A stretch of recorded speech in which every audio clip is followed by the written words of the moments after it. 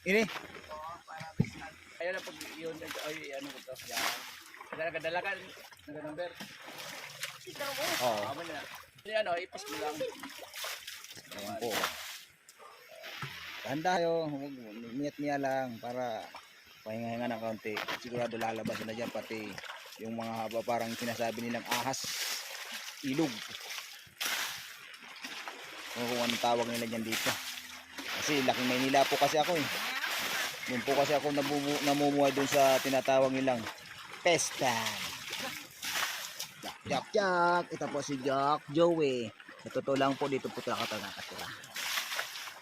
Ayan. Sinusubukan po namin ilabas lahat po ng mga biyaya ng il. Ayan po. Kung mapapansin nyo po, masyado pong mas nailog kasi. Tingnan nyo. Ang daming parang taba.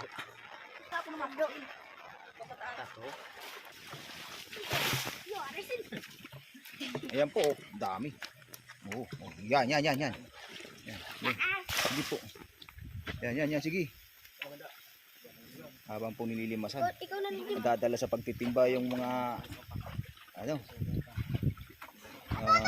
ilog isda.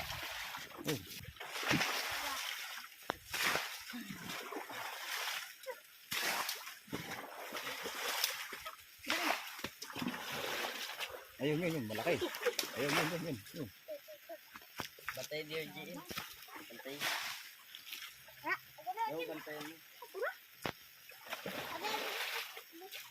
Bantay. Naglumpat.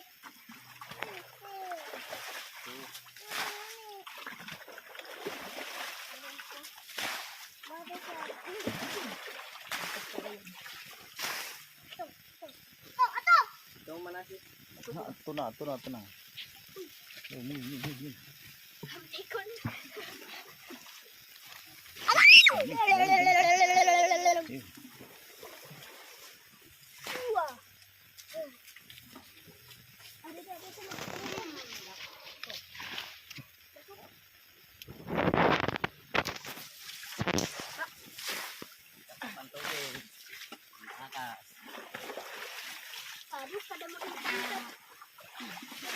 Ano bang tawag niyo sa inyo dito? Pantat o pantae?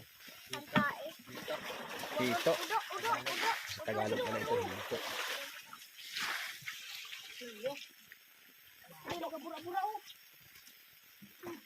Ayan.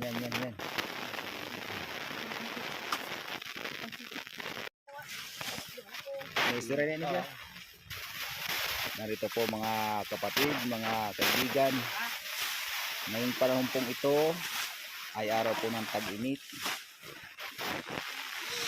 Nakikita po ninyo na kami yung mga bata ay nililimas po yung isang parang lanaw ng ilog para makakuha po sila ng mga isdang hindi namin kilala.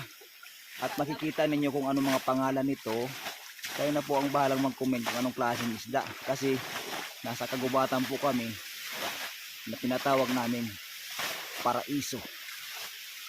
Kasi marami po kasi dito mga isda na hindi namin alam ang pangalan.